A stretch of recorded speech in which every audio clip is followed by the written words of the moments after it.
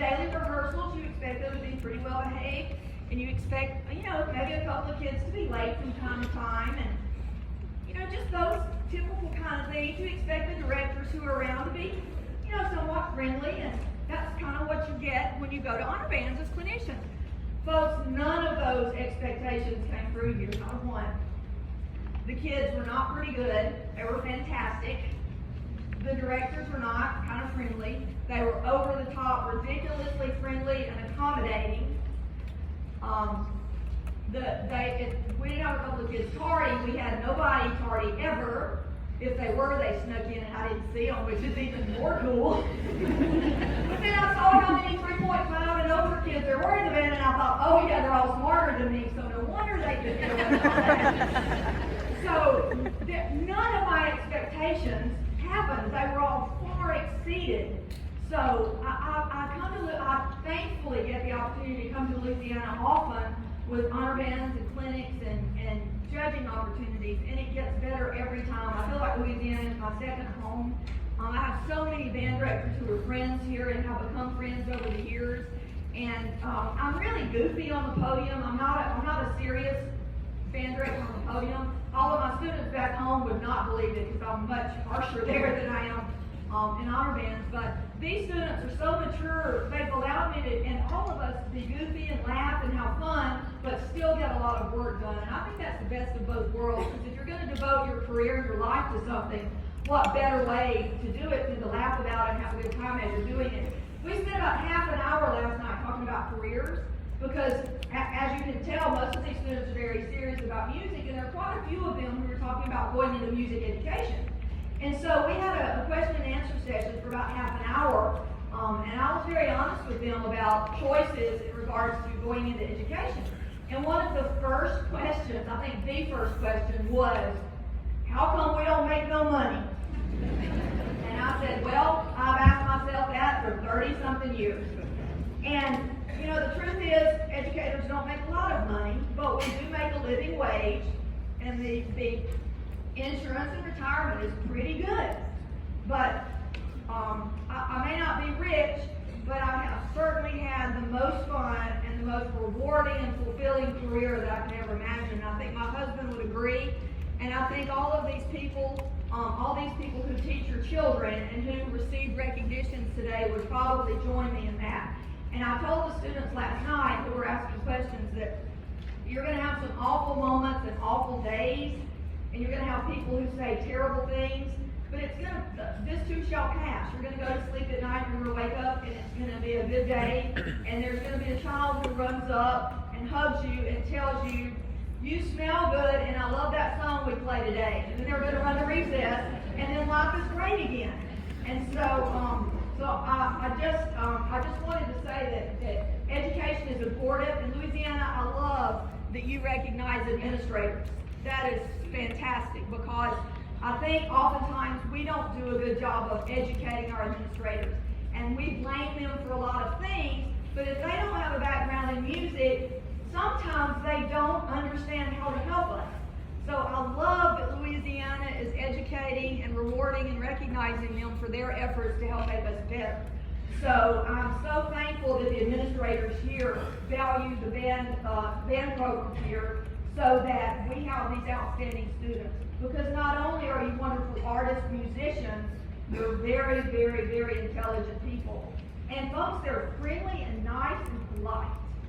They're good human beings, and they are of high character. And behind your back, parents, when you're not here to see what they're doing and how they talk, you should be proud.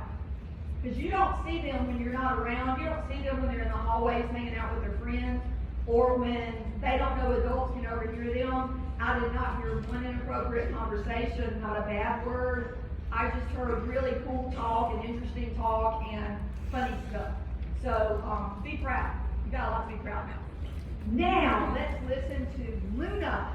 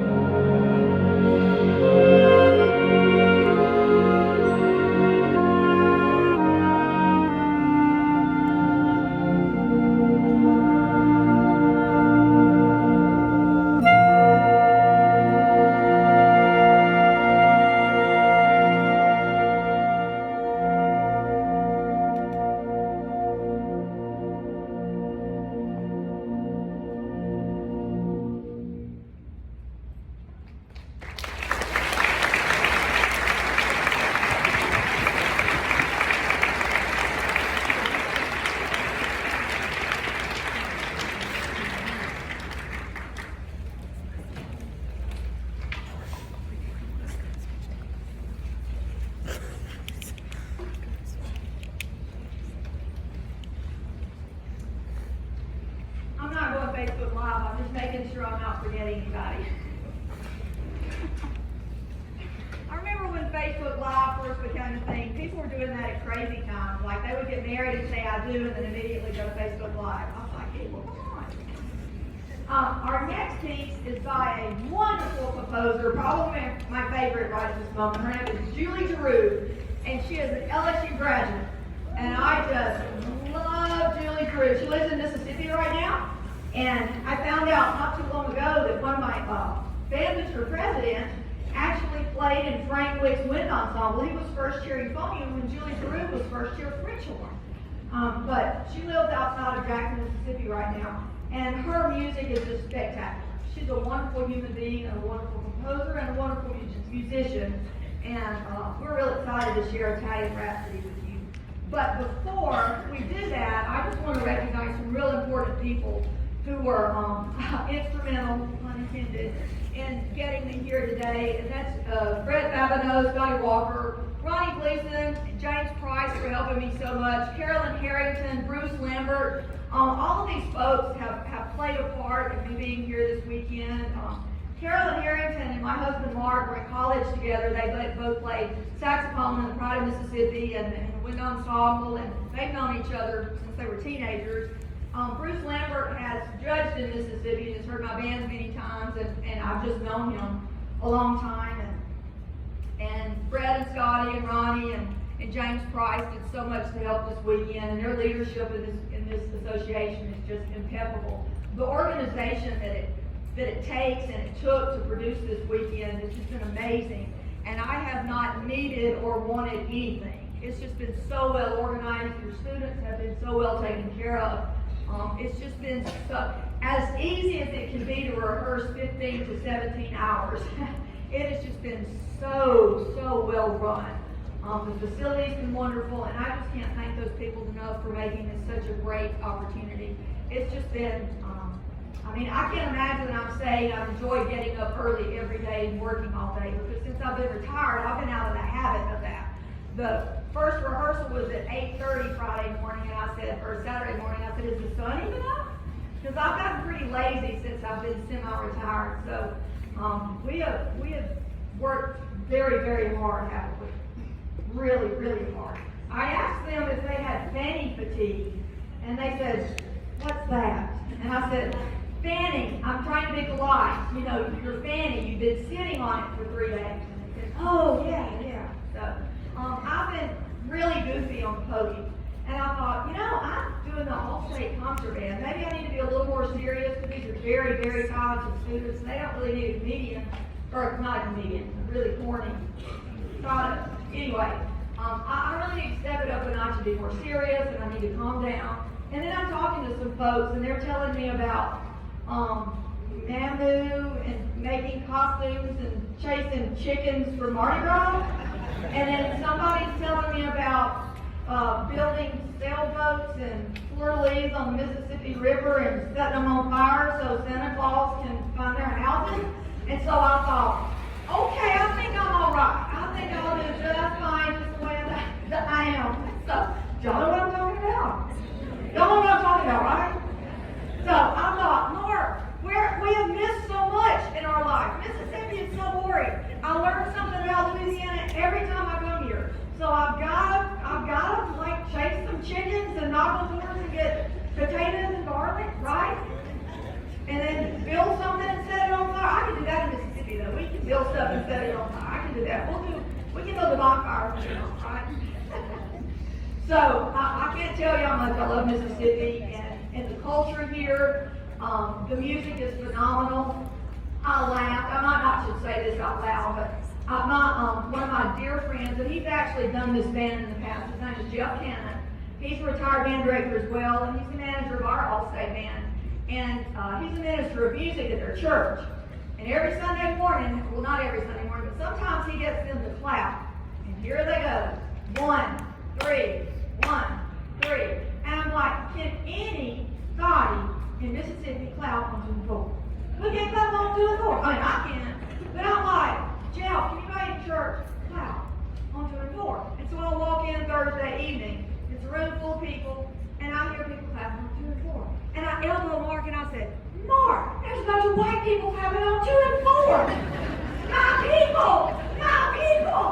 And then somebody said, Sharon, come on, you're in Louisiana now. And I said, oh yeah, that's right. People can clap on 2 and 4 here. I love it. So, it's been a blast. I love Louisiana. I love you for how you're raising your kids, being directors. I love you for what you're teaching them. And now we are going to close with an Italian piece written by a Louisiana gal named Julie Drew. Hope you enjoy.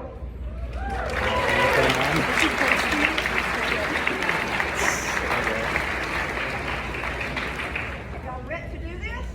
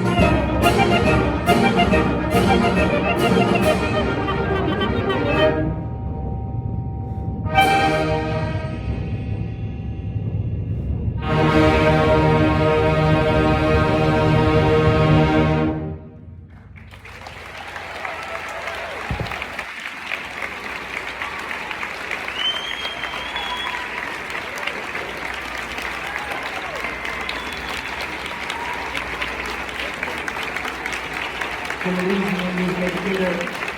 State compliment.